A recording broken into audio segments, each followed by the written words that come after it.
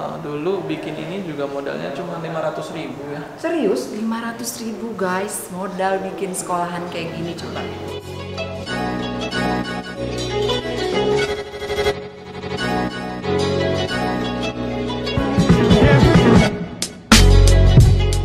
Halo, nama saya Yosefin Pranata, saya dari Young Entrepreneur Academy. Kita mau berkunjung ke rumah Mas Aki. Jadi dia punya bisnis namanya Aki Nosora. Yuk kita masuk yuk.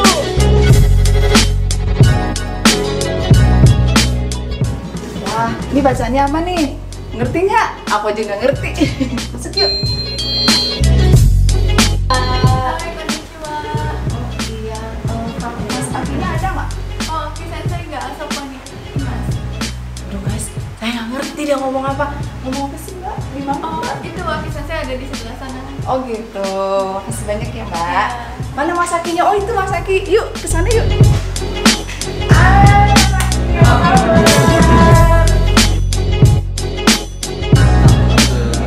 Luar biasa ya. Ini dia namanya Mas Aki, alumni batch berapa nih? 5. Batch 5. Jauh banget ya. Jangan ditanya umurnya please. Oke, sekarang kita mau tanya-tanya nih Mas. Ada banyak banget nih yang kita lihat, keren banget ini ruangannya. Ini apa sih Mas namanya gitu? Ini bisnisnya Mas Aki itu apa? Ini perusahaan namanya Aki Nosora. Itu dalam bahasa Jepang artinya langit musim gugur. Aki Nosora itu tuh kursus bahasa Jepang.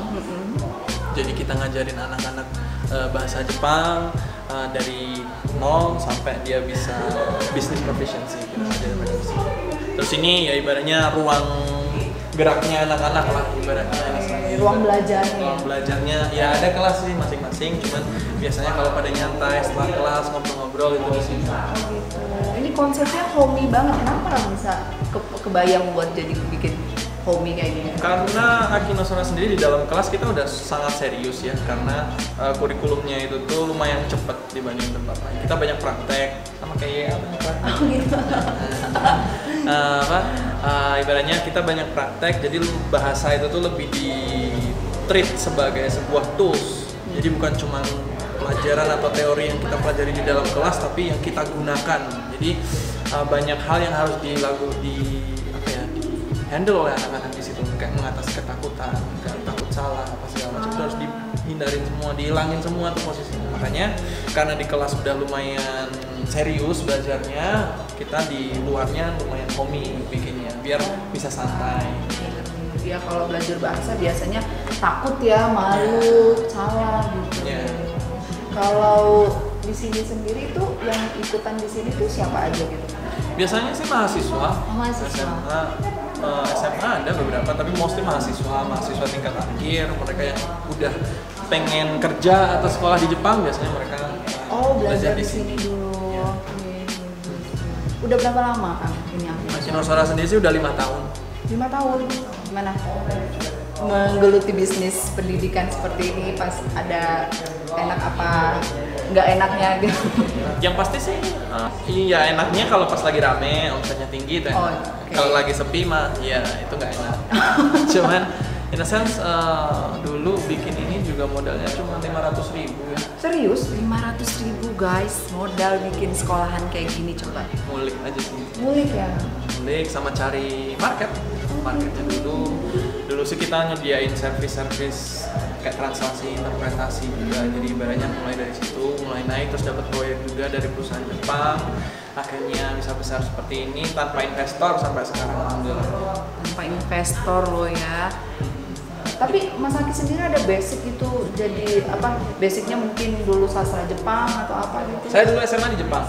Oke. Saya dulu SMA di Jepang, lulus SMA itu tuh sempat kuliah 1 semester, habis keluar masuk YA ya kan, masuk YA belajar bisnis, habis itu bangkrut, baru habis itu 5 tahun yang lalu karena mau nikah kepepet nikah ya kan. Ya, bisa jadi saran nih buat teman-teman ya. Kalau mau nikah dan kepepet, mulailah bisnis logo. Akhirnya balik lagi ke bahasa. Oh, balik lagi ke bahasa. Sebelum itu sih beberapa kali usaha tapi emang bangkrut. Ini ada ceritanya. Oh gitu, ini ceritanya nih. Ini ceritanya. Oh, gitu.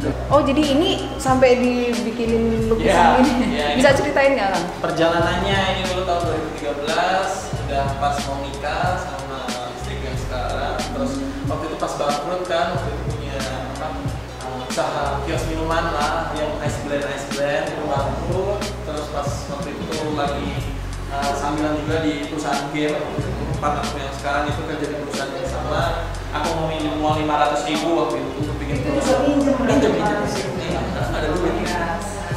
Minjem, tapi akhirnya daripada minjem kita bareng-bareng aja gitu tawarannya dari dia. Nah, kita bikin lah di tahun 2014, di situ Akino Sora. Akhirnya ya alhamdulillahnya di tahun yang sama aku nikah, ya kan. Terus dari tahun 2015 sampai sekarang kita melakukan kegiatan ini. Bang Aki, ajakin aku dong lihat kelasnya di mana, terus timnya siapa aja, pengen tahu nih Kang. Oke, kita ke salah satu kelas aja kali ya. Oke. Jadi kalau di sini kelas-kelasnya tuh dikasih nama kayak gini. Apa itu artinya Kang? Ini Uesugi, salah satu shogun Jepang gitu. Jadi setiap ruangan tuh punya nama. Ada ruangan Uesugi, Toyotomi, Oda yang kayak gitu. Terus, artinya apa ini?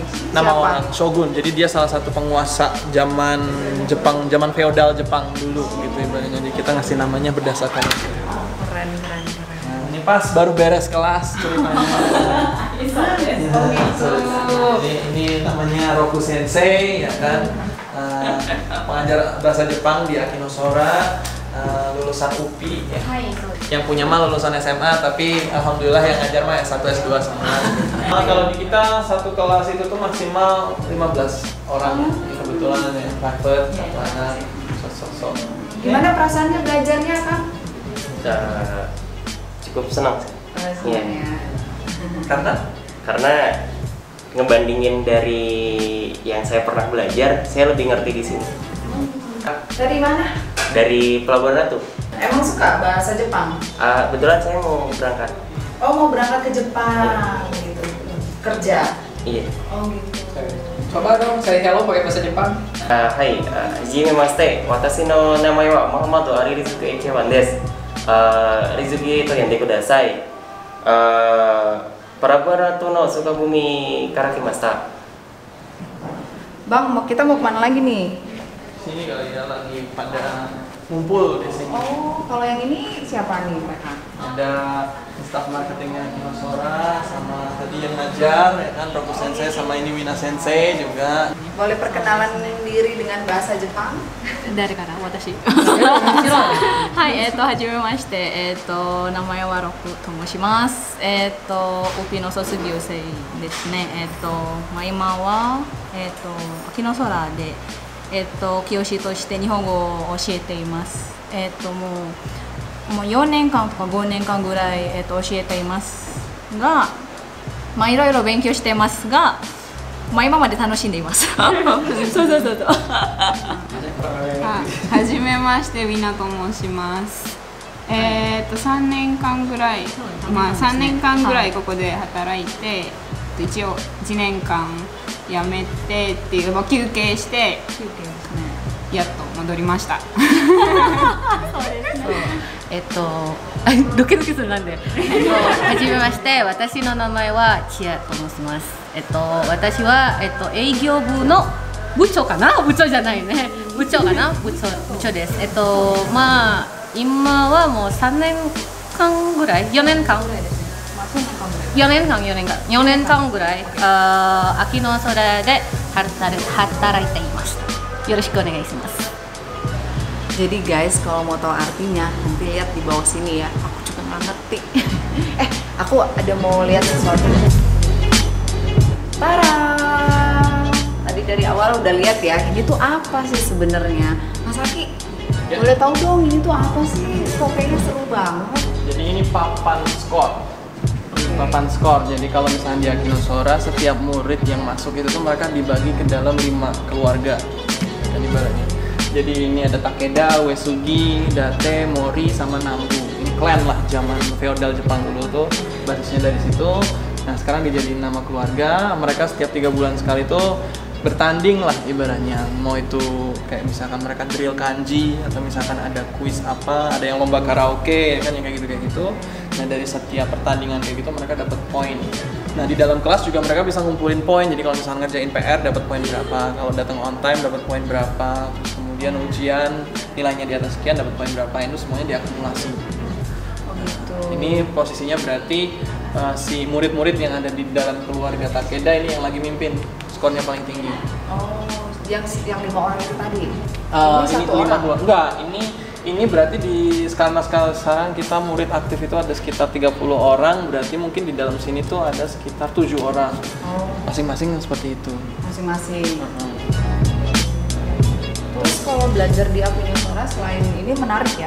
Jadi akhirnya ada kompetisi ya di dalamnya. Setiap dibagi dalam klan ini. Nah, aku lihat ini kan.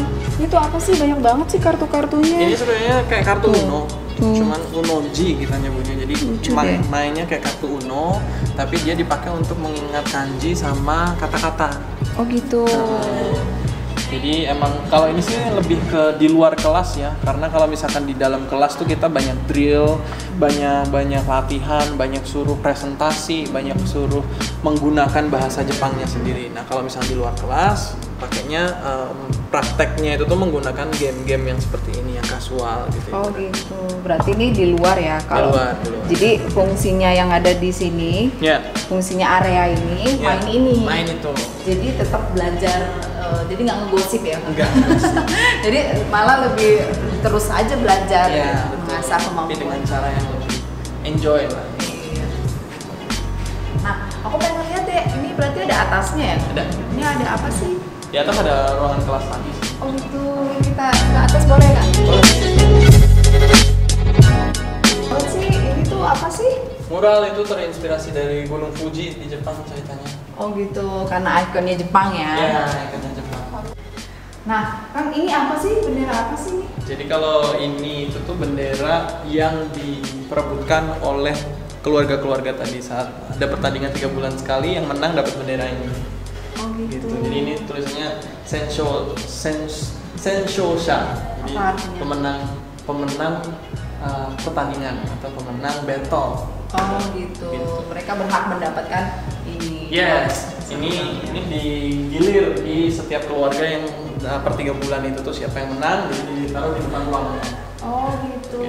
Jadi ini kebetulan yang ini menang. Iya. Oh nanti kalau misalnya Mori menang berarti depan Mori. Depan Mori. Oh, keren. Aduh, makasih banyak nih Kang Aki udah banyak cerita sama kita. Tapi sebelum kita sampai terakhir, aku mau nanya nih sama Kang Aki.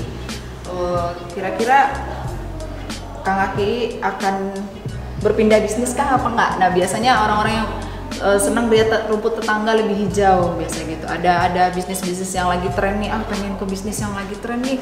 Gimana kalau menurut Kang Aki? Kalau menurut saya sih nggak ada benar nggak ada salah ya. Kalau misalkan untuk usaha mah, yang penting passion, bisa konsisten ngelakuin, terus bisa mampu untuk melakukan PR-nya saat dia mau melakukan usaha itu. Kalau aku sendiri sih banyak sebenarnya, selain Akinosora ada beberapa hal lagi yang aku lakuin. Tapi ada satu benang merahnya adalah Jepang. Oke. Jadi semuanya berurusan sama Jepang karena emang skill yang aku punya kebetulan emang bahasa Jepang. Jadi memanfaatkan apa yang aku punya untuk memperbesar usaha. Oh, berarti emang cinta banget sama Jepang ya Bu? Ya, jadi duit. Jadi duit soalnya benar-benar selalu. Nah, menurut Kang Aki nih untuk menjadi seorang entrepreneur itu apa sih yang dibutuhkan? Yang pasti persistensi, terus kemudian kemauan untuk belajar. Karena saat kita sudah kita sudah ada naik nih di satu titik, kan kalau misalnya dia kan zaman dulu ada 5 tangga bisnisnya, jadi survive sampai systemizing, nanti bisa sampai freedom gitu ibaratnya. Nah cuman setiap level itu tuh kan membutuhkan ilmu yang berbeda-beda, jadi kita harus selalu bisa mengimbangi keadaan kita tuh di mana ilmu apa yang kita butuhkan gitu ibaratnya. Jadi kalau kita nggak persisten, kalau kita nggak punya keinginan untuk belajar, itu nggak akan bisa terlaksana kalau menurut saya. Dan yang paling penting sih ya itu sih, kalau kita punya dua hal itu kita nggak akan takabur gitu, jadi kita akan selalu belajar gitu. Jangan kayak yang karena offset udah mencapai target ya udah santai, udah nggak ada perkembangan lagi. Ya kalau emang dia udah puas dengan seperti itu sih ya nggak salah, cuman baiknya sih emang selalu belajar. Nah Kang Aki, terakhir nih, pertanyaan terakhir ya, apa nih pesan dan saran-saran buat anak-anak muda yang ada di luaran sana yang ingin mencoba jejak untuk jadi seorang entrepreneur seperti Kak? Kalau yang pertama sih dua sih sebenarnya. Jadi yang pertama adalah mulai aja dulu, ya kan. Yang kedua adalah kerjain PR-nya, gitu. Jadi jangan cuma oh ya mulai oh ya aku akan usaha tapi kita nggak riset, kita nggak nyobain pasar, kita nggak evaluasi. Yang kayak gitu kan harus selalu ada ya. Jadi posisinya kita harus selalu mengerjakan PR kita. Gimana caranya biar usaha ini tuh bisa lebih maju, bisa lebih berkembang. Dan lakukan perubahan yang dibutuhkan. Jangan kegedean ego gitu. Oh, gua mah udah belajar kayak gini pasti bener. Jangan, nggak selalu. Malah kita sebagai seorang pengusaha harus selalu bisa mengakui bahwa saat kita melakukan kesalahan seperti apa gitu kan. Karena kita pasti salah gitu. Nah, saat kita salah, gimana kita bangkit dari situ gitu ibaratnya. Karena hanya orang yang mampu mengakui kesalahannya dan memperbaikinya yang akan bisa sukses kalau menurut saya. Berarti nikmatin prosesnya ya. Nikmatin prosesnya. Jadi pengusaha. Betul. Nah, thank you Kak Haki, sampai jumpa.